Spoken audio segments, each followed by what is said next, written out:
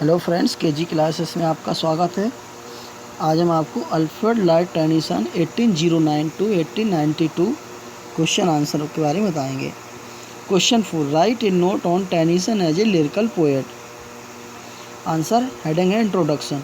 Tennyson was by temperament at lyrical poet.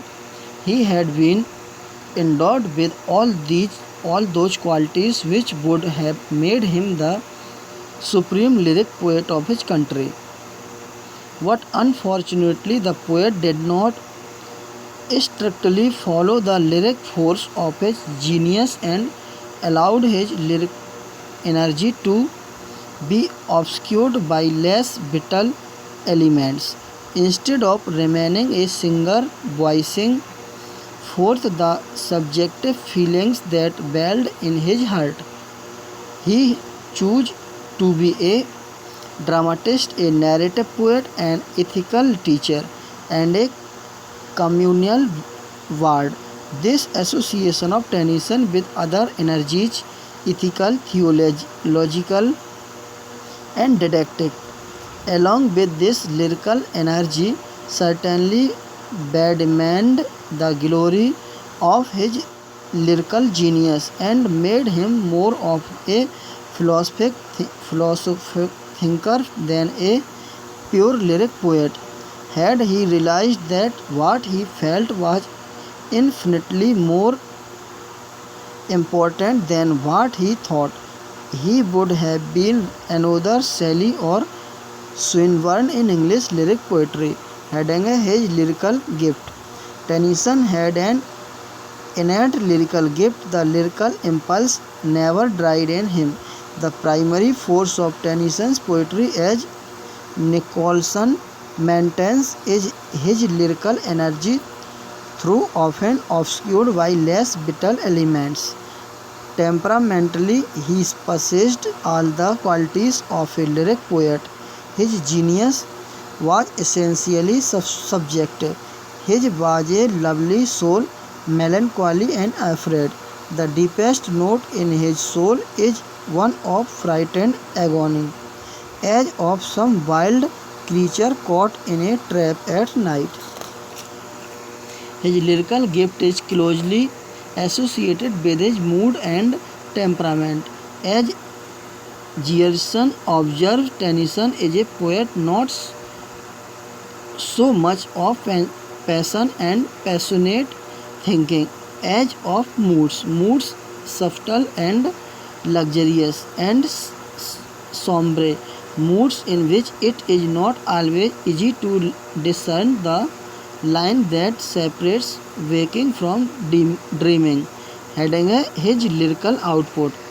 In spite of the fact that Tennyson allowed his lyrical genius to be dominated by philosophic thoughts, his lyric flow could not be completely ebbed, and from time to time the poet composed songs and lyric of exquisite beauty and loveliness. The restraining force of caution and philosophy could not chill the ardor of his soul, and lyrics and songs continued to flow from his pen right from the age of 17 to the ripe old age of 80. Tennyson could keep up his power for melody and song even to the age of 80. Tennyson's lyrics are extremely melodious and musical. The poet has a trained and refined ear for music and metrical harmony, and the metrical flow of his lines is completely free from the defects of rhythm and melody. He knows the art of harmonizing the sense with the sound of the words employed in his lyrics. Done rightly, writes, he is a great poet because he is a great artist, a master of words and meters, a maker of magical music. Selencourt observes that the charm of Tennyson's best lyrics lies in the sacred and indefinable beauty of words and tune. The brook come down into the garden, Maud, Brick, Brick, Brick are some of the most musical poems of Tennyson. Heading a note of melancholy. Note of melancholy is one of the essential features of lyrical poetry. Tennyson's lyrical gift is nowhere so well employed as in giving expression to a sense of loss reflected after the occasion of grief and brooded over intellectual anguish and social suffering. The interest of in memoriam lies no longer in the religious compromise it embodies, but in the moods of terror and despair and the haunting bell of fear and loneliness heard again and again in it. Similarly, the adalices of the kings are suffused with the poet's own moods and emotions. Crossing the bar expresses the poet's pensive but bold mood just on the eve of his death. Even in the legendary poem The Lotus Eater, the lyrical gloomage reflected in these lines. Death is the end of life. Ah, why should life all labor be? Tennyson's lyrical and songs, in spite of all the eulogy that they have born from critic and admirer of this poetry, cannot be placed in the first rank of lyrics and songs. As Albert points out, on the whole his nature was too self-conscious and perhaps his life too regular and prosperous to provide a background for the true lyrical intensity of emotion. The lyrics of Tennyson, with all their charms, hardly scale the radiance of a lyric by Sappho or Sophocles. They fail to move us and strike a sympathetic chord in our heart. Even some of the lyrics of pathos and mourning fail to move us. Oliver Elton is of the opinion that Tennyson is more at home in classical lyrics. Ode-like or commemorative, carefully concerted piece by they short or long with full rolling lines than in the briefer spontaneous kind. The music is a little cloying. The songs fail to appeal to our feeling. No one can dispute the feeling of Tennyson's lyric, but it is usually clothed in such subtle graces of fancy, in such artful cadence, in such enameled coloring that it strikes the imagination more than the heart. Tennyson, in spite of the shortcoming in his art, is a lyrical poet, and some of his lyrics and songs will continue to provide a feast of delight to the readers, for they have at least the gift of melody in them. Question next है, write a note on general estimate of Tennyson as a poet or discuss Tennyson's place as a poet. Answer. Heading Introduction. Edmund Gosse thinks that Tennyson is the last of the great school of the Romantic poet of the early 19th century. He did not start any new school of poetry. He has something of all the elders of the preceding age, and he goes further along the road to technical perfection than any of them, being one of the subtlest metricists who have ever handled the English language. When his early poems were published, Coleridge remarked that Tennyson had begun to write without knowing what meter was, but he studied and acquired a complete mastery, and no one except Milton has surpassed him in the conscious art of versification. It seems all the Romantic poets had a share in the making of Tennyson. Heading as a representative poet. Tennyson is as much as a poet of the Victorian age, as Chaucer was the 14th century and Pope of the 18th century England. Tennyson's poetry reflects the true spirit of the age. His truly representative character made him universally popular in his own age. The typical Victorian democratic note the didactic spirit, Victorian morality about love and sex, and narrow and insular patriotism. In all these aspects, Tennyson is the true representative of his age. All the Victorian feelings find expression in his poems. Heading as a poet of man, Tennyson thought of man in high terms, but he portrayed man as a type rather than an individual. His highest ideal of manhood was King Arthur. He wanted to inculcate the noblest virtue in men and women.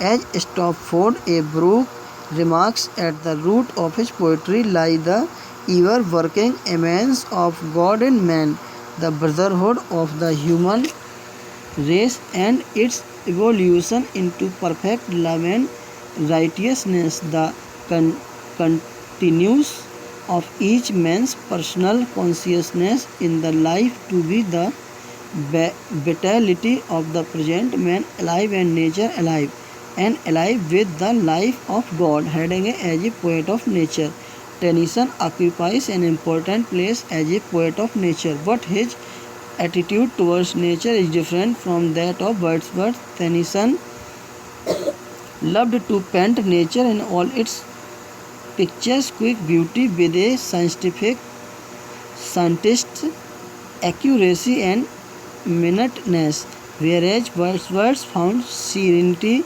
and peace in nature. Tennyson noticed in it a brutal struggle for existence. His approach to nature is intellectual rather than emotional. Wordsworth loved solitary communion with nature, but Tennyson never saw nature without thinking of man. He pupilled his landscape as he was afraid of being alone. Heading as a lyric poet. By temperament, Tennyson was a lyric poet. He had been endowed with all those qualities which would have made him the supreme lyric poet of his country, but unfortunately the poet did not strictly follow the lyric force of his genius and allowed his lyric energy to be obscured by less vital elements. Instead of remaining a singer voicing forth the subjective feeling that welled in his heart, he chose to be a dramatist, a narrative poet, an ethical teacher, and a communal word. Had he realized that what he felt was infinitely more important than what he thought, he would have been another Shelley or Swinburne in English lyric poetry. Nevertheless, the lyric impulse never died in him.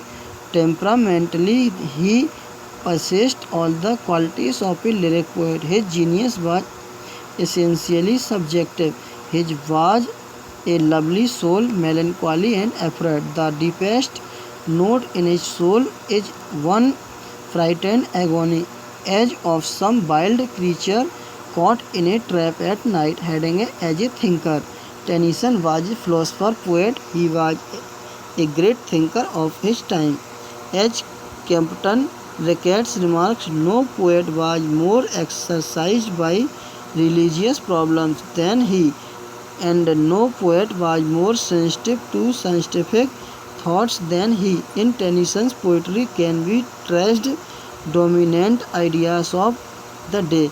Of course, he was not a philosopher in the true sense of the term. In his poetry, particularly in his In Memoriam, he does not aim at giving us a reasoned metaphysical of God, soul and immortality, but still it reveals the fact that Tennyson thought deeply and earnestly about these metaphysical aspects. He had firm faith in the supremacy of law and order. His poetry is essentially religious in temper, and he has a faith in God and his love and goodness which shines like a clear and quiet flame in his poetry. Heading as a poetic artist, Tennyson was a greater poetic artist than anything else. He was a meticulous artist, revising and revising what he wrote in his minute observation of nature, his scholarly appreciation of all that is most picturesque in a literature of the past, in the exquisite precision in the use of words and phrases, in the picture quickness and aptness of his similes, in his avoidance of the commonplace, in his use of repetition and assonance, in his expressive harmonies of the rhythms, and in the subtle melody of his diction. Tennyson has no equal. Tennyson excels in the depth application of sound to sense. His use of alliteration and vowel music is subtle and pervasive in handling the English meters. He shows excellent craftsmanship, as Albert remarks. In blank verse, he is not so very varied and powerful as Shakespeare, nor so majestical as Milton, but in the skill of his workmanship and in his wealth of diction, he falls but little short of those great masters. Heading a summing up, Tennyson became a legend in his age. For over 50 years he was almost worshipped as a demigod by the Victorians, but with the passage of time, particularly with the dawn of the 20th century, a change in the attitude towards him began to be visible. Like the other Victorian heroes, he was also taken down from his pedestal. It is true that Tennyson reflected the age in full of his poetry. The Victorian compromise in religion, ethics and politics is faithfully reflected in his works. But there has been a shift in emphasis on aesthetic value in our own day.